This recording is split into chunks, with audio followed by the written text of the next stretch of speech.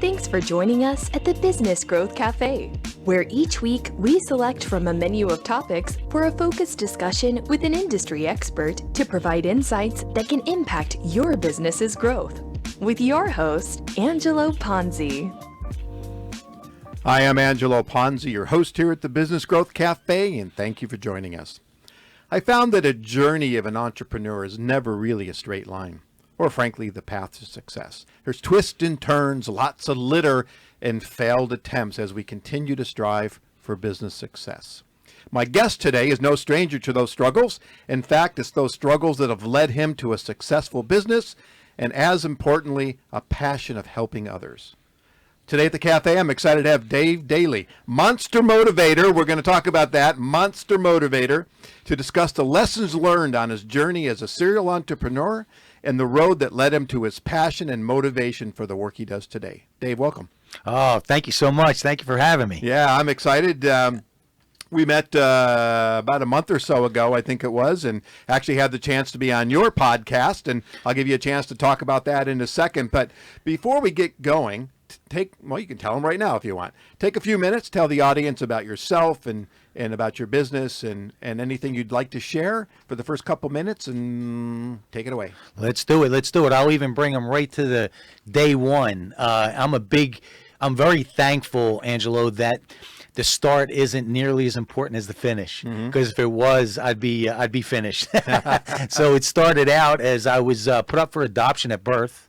In the first 18 months of my life, I was in an orphanage in North Philly. I'm from the East Coast. Takes about probably 2 seconds to figure that out. And, had that struggle, left back in the second grade, diagnosed with ADD, said I had a learning disorder, never graduated high school. And at 19, I'm sitting in a jail cell looking at 8 to 10 if things don't go my way. To take it a little bit further, had a really bad motorcycle accident early on that helped me break through a major fear barrier. And I wrote a book on fearless is bullshit. And what that means is we're conditioned to think that if you feel fear, you must be broke. That's how I was brought up, right? There must be something wrong if you feel fear. And I realized going through my struggles that when you feel the fear, that's actually a natural feeling. It's like love or anger. It's either going to be your heaviest anchor or your strongest propeller. And that motorcycle accident really helped me go to that next level. I was struggling with my first business on selling it because my old conditioning reminded me, maybe I got lucky. Suppose I can't do this again. Some self-doubt. Suppose I lose this, right? This old conditioning, because I'm really not even supposed to be here, is what society told me growing up. So that motorcycle accident made me realize that nothing's guaranteed and it could be over tomorrow. So that helped me within a year after my motorcycle accident. Within a year, I actually sold my first company. And from that point on, I never had that fear barrier again in that particular column. Okay, let's dig in. Yeah. Let's dig into fear a little bit. Yeah. So fear, it conjures up so many different kind of ideas of what people are afraid. I mean, people will say, what's the number one thing you're afraid of? And people will say, public speaking, over death and things like that.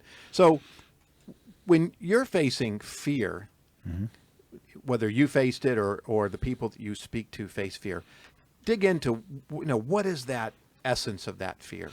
Well, first is, and it's a great example you gave because I use it all the time. I believe that there's fear of the fear of the unknown, the fear of what if, the fear of multiple things. But I think what it really comes down to, and the reason that people say that they're more afraid of public speaking than they are death, is because it comes down to this number one fear, Angelo. It is the fear of what other people think. And I have a hack for that. All right. Right? And here's the hack. Here's the life hack for that. First of all, identifying it. Secondly, understanding that we're human beings. So what that means is not only are we going to be judged on a daily basis, we're going to do the judging as well. So when you can understand that we're human beings, we're going to be judged. Your only job is to make them accurate. And that just means showing up in your flavor. And that's where that maps back to what I really love to teach and share, besides how to identify and break through those dreaded fear barriers, is authentic, real life branding, both personal and business. Okay. Well, I mean, so many people, and I watched a few of your videos. I'm way off my script, but I love this. So I watched a couple of your videos, and you were going through the process. And in that room, where the one I saw was not a lot of millennials. They were, 35, 40, probably more 45 plus, right? That may be coming to changes in their lives, maybe going through divorces, maybe lost their jobs and losing their confidence, right? So that now I got that fear of to your point, what do people think about me? Yeah, I remember I was very fearful to stand in front of groups. I used to play in a band, and I was a drummer. And it was like, let's move you up front. No, move me as far back as you can, because I'm afraid what people will think about me, regardless of my drumming, just me. And I finally overcame that. And now, obviously, I'm here talking on the radio and love to give presentations to people. But to your point, there was that one thing that changed me as far as not being fearful about what people thought about me. Yeah. I mean, and that's really the golden egg, right? Is identifying it and then having tools to get through that, right? And one of the first things is, but to identify that, to embrace that, because I'm a big believer that fear is a real feeling, like I spoke about earlier, right? But the real goal, the real direction, what you want to go after is facing that fear, getting on the other side of that fear, so now you can become courageous. See, courage comes from that three-letter word core, and that comes from the inside. That's really what we're after. We want to become courageous when we get on that other side of that fear barrier. So how do people they go to your one of your seminars and you're getting, I saw that. That was kind of cool.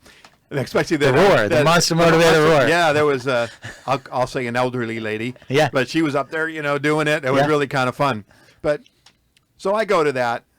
You get me hyped. I get all excited. I walk out the door the next day. I wake up and go, holy crap. I'm not sure what I'm supposed to do. I don't have the confidence. So how do you motivate people to continue to move on that journey when they're not standing in front of you? Love it. I love it. A few ways. First of all, is I believe there's so many motivational speakers, and I'm using air quotes, that run from the word motivation because they don't feel like it's deep enough. They don't feel like it's deep enough for their brand, right? But here's what I want to remind everybody. There's what I call life's trifecta. And life's trifecta goes like this: motivation, inspiration, and perspiration. And life's trifecta has to go in those steps. So motivation, you need something to get you to the starting blocks. You need something that's going to get your attention, that's going to give you a direction, which a lot of times are goals, right? Yep. Short, medium, and long-term goals. Secondly, that has to be backed up with inspiration, something that comes from within here, right? Your why. And we can go a little deeper on that if we have the time, on your why, right? And third, nothing happens without inspired action. You need that perspiration. But here's what's interesting about this, Angelo. If you do it in reverse, and you take all this action without your why in place and without your direction, without your goals, all you're going to do is chase your tail and eventually give up. So motivation, inspiration, and perspiration, all three. And the other thing that I want to share and go a little bit deeper on your question is what's called, and I'm going to share this with your audience in a PDF once we end. It's called Your Signature Story. Learn how to sell without selling. So there's an actual blueprint that I put together, and there's 4 columns on this. And the first is open up with a heartfelt story that's going to connect with your audience. Second is tie that in with real world content. Third, another heartfelt story, or you leave an open end loop in your first story that ties it all together. And fourth is social proof, because I work with commission salespeople, right? Okay. High-end commission salespeople, medium to small to medium business owners, right? In the multiple 6 and 7 figures, because that's really been my world for the last 20 plus years. I've been fortunate enough to have built and sold 3 companies in 3 different industries, and also crashed one to the ground. Yeah, we're going to talk about that, by the way. Because it's so important for people to understand that, right? In today's world, are you branding and marketing in 2020 or 2004?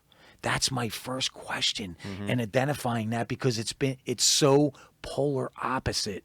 The evolution has been so fast and intense over the last 10 to 12 years. And I know I'm speaking to the masses when I'm sharing this with you, because this is your wheelhouse, right? Is understanding the difference between branding and marketing in 2020 versus 2004. And it is a big difference. And in your process of motivation to your why, and it's interesting. And I'm listening to you, and I'm thinking to myself. And you said if they start with kind of the action, and I run into that all the time. People want to say, I need a marketing guy and I need a brochure.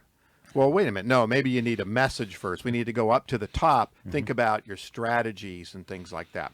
And Mark Cuban, there's a video that I've used in some of my presentations, and it talks about, entrepreneurs and starting a business. And his number one bullet was, you got to take the first step. And that's really what you're saying. You have to be motivated. If you're not motivated, it doesn't really matter. Nothing else is going to work. So you have to drag yourself out there, put it out there, and frankly, take a chance, and you learn. I mean, I'm sure the first time you went out and did a motivational speech, probably didn't quite go the way you thought. And I know I can certainly say that about some of the presentations I gave. I remember one of my very first early on presentations, I was so nervous and so scared because it was big to the board. And 2 hours before the presentation, my VP of marketing changed everything. And I freaked out because I'd been practicing for days, and now he's changed my script. Right? I didn't know how to bob and weave, so it changed quite a bit. Let me go back. I have a couple standard questions I do like to ask.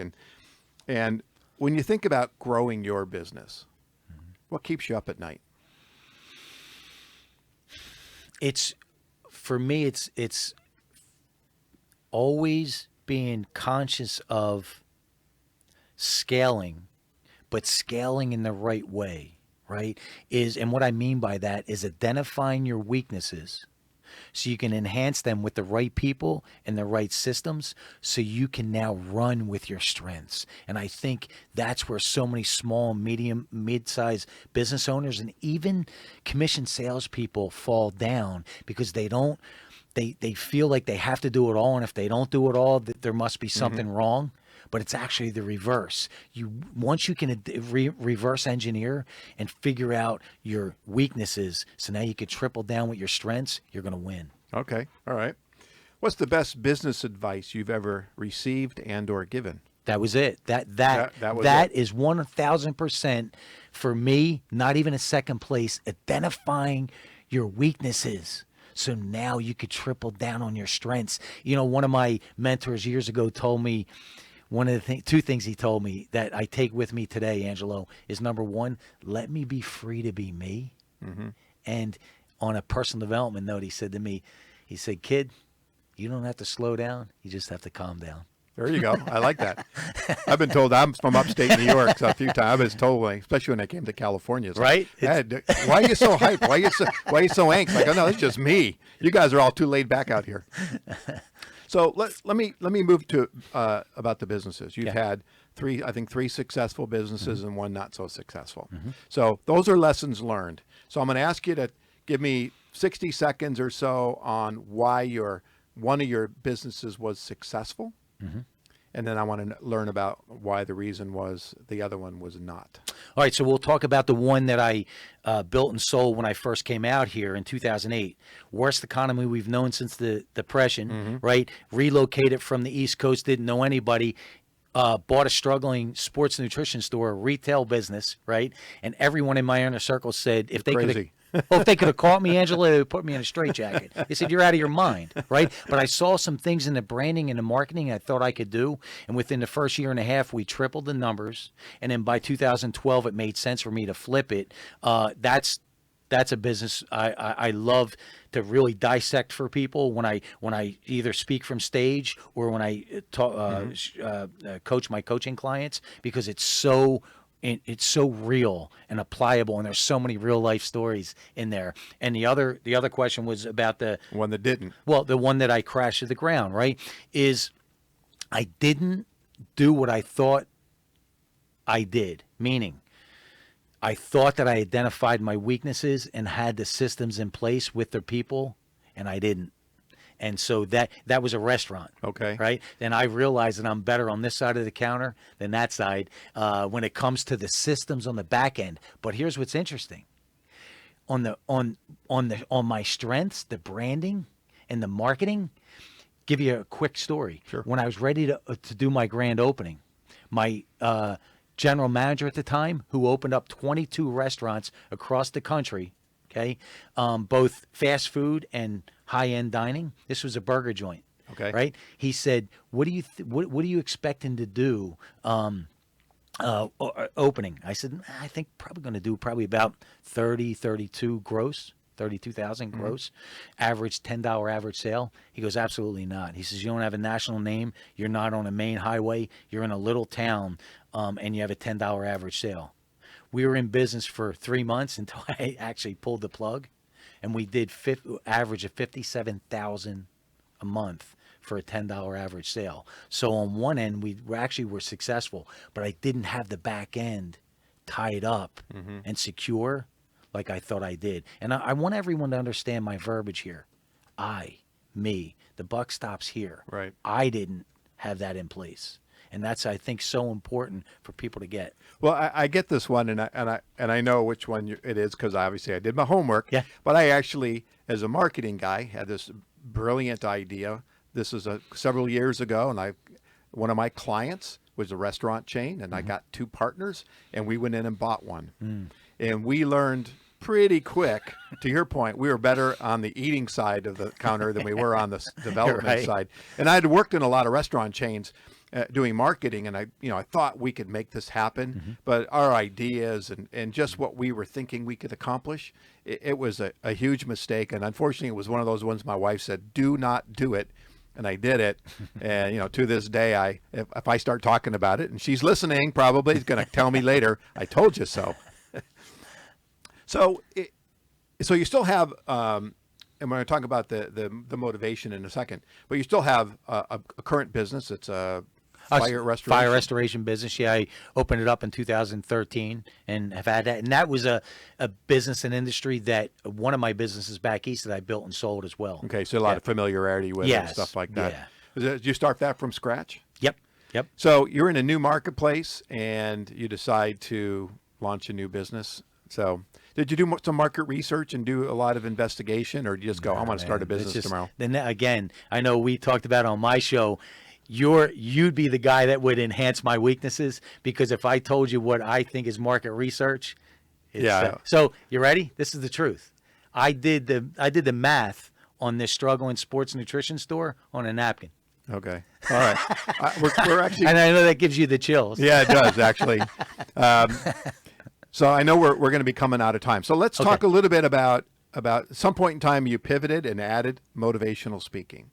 So talk a little bit about that as the Monster Motivator. Yeah, and it's, I do keynote speaking around the country, but I also do business and branding coaching for small to medium businesses and commission salespeople. So you do business branding and personal branding, correct? Right. For individuals. In other words, coaching on that end, on how to do that in today's world, right? In today's economy versus, again, 2004. So between and also I host a podcast called Brand Builder TV. And it's just all under that umbrella, which is Dave Daly International. Okay. Yeah. And really working with folks. So, so what's a typical engagement for you as far as public speaking? How does that, do you have a website people go to? Oh, yeah. Book you, or do you have an agent? How does that work? Yeah. So we don't have an agent, but I do have a website. I have testimonials. I have speaker reels. So what would happen is if you, like, I just was out in Boston and did a keynote for 300 IT people. Talk about contrast. Oh, yeah. Dave Daly, the Monster I Motivator, guess, and I 300 IT. They say, where'd this guy come from, Mars? I was in the action sports industry for a long time, and I was invited back with a couple people out here, a couple, pro surfers and stuff, and we flew back to New York City, went to a sports conference, and we were on the panel, and we walked up, and I was in my Hawaiian shirt and shorts, and the other guy was at the same, and in the panel, everybody was in a, button down and suit and tie, and they looked at us very strangely, right? But that's branding in today's world, right? Yeah, I know we're running out of time, but that's branding in today's world. All right. How much time do I have here, Paul? A minute? 2 minutes? 2 minutes. All right. Well, let's do this. Why don't we tell the audience about how they can reach you and about your book that I see sitting here? Yeah. So we have this book, which is going to be yours. I'm going to be signing it over to you. Fearless is bullshit, and we talked about that. And I'm real easy to find on all my social media. Dave Daly, DALEYMM, like monstermotivator.com. So we're real easy to find. And coaching, keynotes, anything, workshops, anything like that. When it comes to the commission sales world and small to medium business owners, that's who I connect with the most, because that's really been my DNA. All right. Well, thank you so much. This has been fantastic. I appreciate you driving. I know you came a little distance for this, and I really appreciate it. And thank you for joining us at the cafe today. You can find out more about me, read my blogs, view my show videos, or sign up to receive more information at theponzigroup.com, or certainly connect with me on LinkedIn. And if your business is ready for growth and you need a CMO but not quite ready for a full-time person yet, connect with me. I'd welcome the opportunity to explore the benefits of using a fractional CMO. And lastly, please subscribe to this show. And if you're already a subscriber, I encourage you to tell others about it so they can benefit from the great content like we had today. And they can listen while they're driving, while they're cleaning their house, taking a bath, or any other way they want to listen to podcasts. Join me next week for lunch at the Business Growth Cafe. Thank you. Thank you. All right. Appreciate it. Thank you for listening to today's discussion at the Business Growth Cafe with your host, Angelo Ponzi.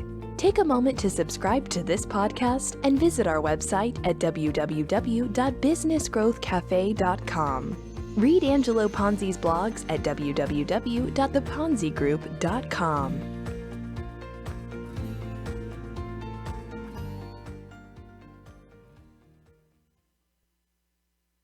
Imagine buying a newspaper and discovering that the news you're reading is 6 months old. There isn't much that stays the same for 6 months, and the same thing goes for background checks. In a time when so much outdated information is being passed around, it's good to know that People G2 offers something different. At People G2, we provide today's intelligence, not yesterday's news. Our value-added approach offers you a fully FCRA-compliant solution that includes up-to-the-minute information. By combining industry-leading technology with old-school human investigation, People G2 is able to give you information that is accurate right now, delivered quickly to our online system, or integrated with your HR system. So ask yourself, are you comfortable working with old news, or are you ready for a different kind of background check company? Visit peopleg2.com or call 800-630-2880. That's 800-630-2880 or peopleg2.com.